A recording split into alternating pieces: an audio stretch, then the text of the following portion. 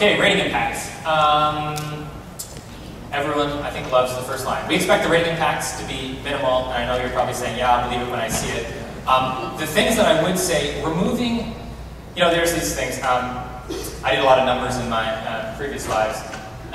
If you remove a $5 million limit, I think when we went back and looked at all the people in the entire company that hit that $5 million limit, there was like one in the last 20 years or something like that that actually did. So, the average of that over all the people in all the plants, it's a really small number. I would say though that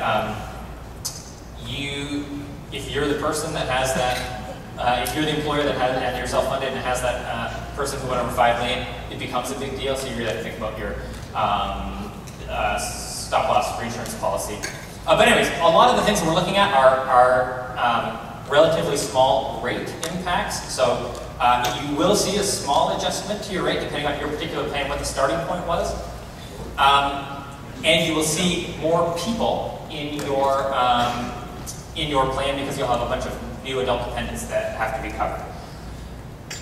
When we get to preventive services and removal of annual limits, you might see something bigger. We're working on that right now. But all of these together aren't going to be like at 10%. These ones are in the small percentages. Those other two, when they get there, there's going to be an impact, like Christine pointed out.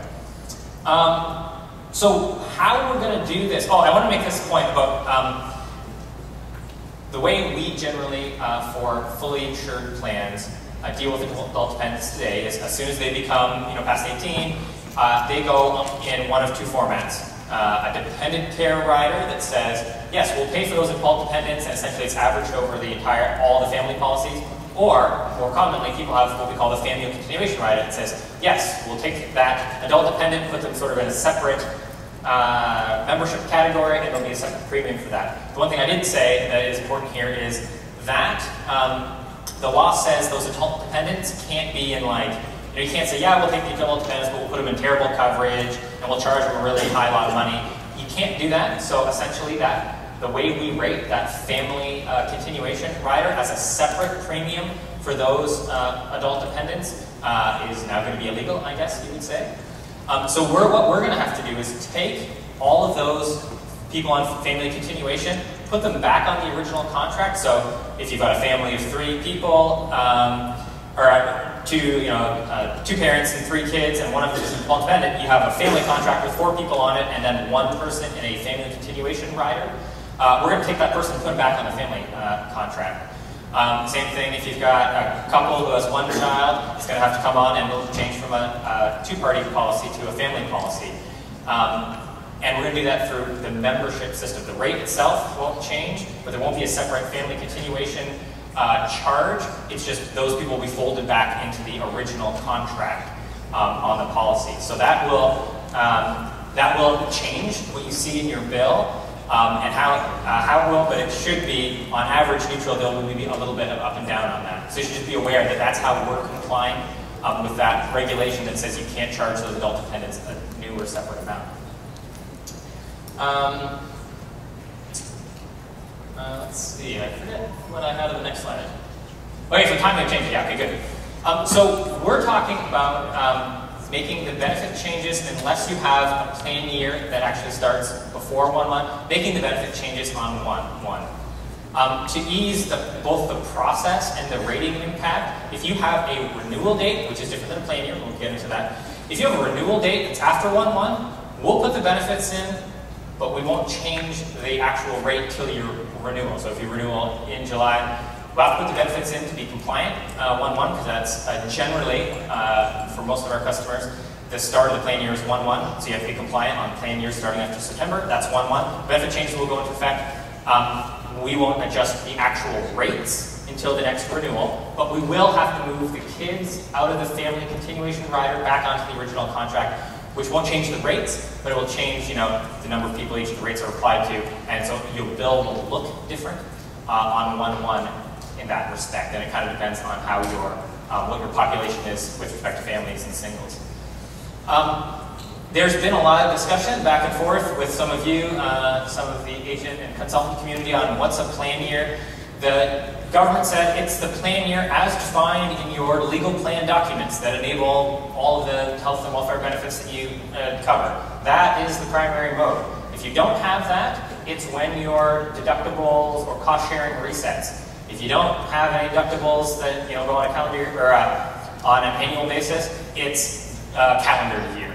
That's what they've said. So what's the definition of the plan year? It's not your renewal date. It's not necessarily your enrollment date. It would be like your official, like Schedule A 5500 type of date.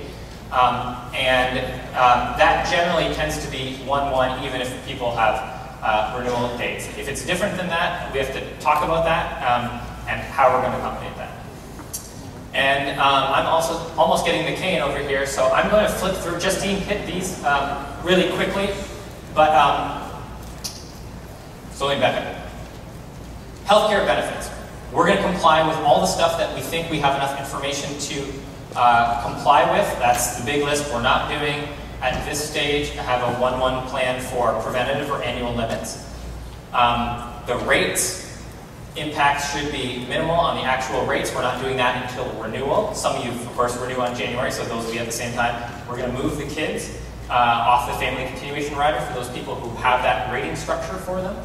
And then we're going to work on being compliant with the stuff that we haven't taken action on yet, and we'll give you a plan to do that. The thing you should, so that's how the actual healthcare benefits we're planning to implement. This is a little bit of a laundry list that Justine covered, but just being aware, a lot of you wear many hats. Yeah, I do the healthcare stuff, and I got payroll, and maybe I'm the entire HR staff, maybe I'm the owner of the company, and I have to do it all anyway. There is just a lot of other things. The rules, the administration, having people auto-enrolled into the plan, making sure you're reporting the cost of healthcare starting next year on people's W-2s. I'm just going to run through the list before the music starts. Communication standardization, this is an interesting one. There is something called administrative simplification that says they're going to standardize all of the language in the industry, medical terms, format of employee communications about what in the benefits, what we would call benefit at a glance. There will be a national industry standard to do that. So your communication that you use in open enrollment period, we'll work with you on that. And hopefully we'll be able to provide the structure for that. But if that's something you're doing yourselves, well, that's a new compliant. We talked about FSAs. We didn't really talk about class. There's a new optional, federally run long-term care program, which is a great idea, but also requires that you all automatically enroll people starting in 2013 in that. So if someone, 20-year-old comes in, you enroll them and automatically take payroll deduction unless they opt out to be in this new long-term care plan, and the premiums for them will probably be like 10 cents a month or something like that, so that if they ever need long-term care services when they're 65, 40 years later, it'll be there. That's kind of how the program was intended. Payroll taxes, there are fees. It's just you talked about someone's got to pay for all this stuff. So there are premium taxes that go to insurers, but there's also a lot of other fees. Generally, self-funded employers get to avoid all those things because that's state, I've got ERISA preemption. This federal law says there is a set of fees that pay for comparative effectiveness. That's not just insurers, that's self-funded plans as well. And there's a couple other categories of fees that also apply to self-funded plans that have to pay new for the first time. Not the least of which is the high-cost health plan tax. When you get to the exchange in 2014, there's going to be a lot of things that interact with what your plan is and what the employees pay as a portion of that plan, what their contribution is, and how that interacts with their income. And under certain circumstances, you're going to have to go through special procedures to allow people to go to the exchange or give them, say, well, here, I would have paid X amount of dollars towards your coverage, but if you want to go buy on the exchange, here's that money. It's this free choice vouchers. So that's all 2014. We'll figure that out later, but know that it's not just which benefits do I cover, which cost share are the changes. There's a lot of these other things to either enable the tax collection and the IRS to do their job in this, or additional things that are considered good public policy, like these enrollment procedures and administration. So I'm going to stop talking there. There's probably lots of questions that we'll hit on the panel, but I did want to say that you We've been trying to get information out as detailed and as quickly as possible. The best spot is bcbsm.com/health-reform, or go to bcbsm.com. There's something right there. It has the full laundry list of all of our interpretation of the regulations, what you need to know, and hopefully what you need to do. So with that, I will turn it back.